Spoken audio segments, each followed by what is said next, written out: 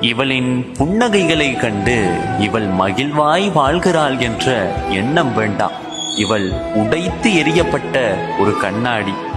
பல துண்டுகளாகவும் பல சிதறல்களாகவும் இங்கு சிதறி கிடக்கின்றாள். நம்பி நம்பி போன உறவுகளால் தான் இன்று இவள் இவ்வளவு தூரம் உடைத்து காயப்படுத்தப்பட்டிருக்கின்றாள். யாரும் இவள் அருகில் செல்லாதீர்கள். உடைத்து எறியப்பட்ட சில்லுகளால் நீங்களும் காயப்படுத்தப்படலாம்.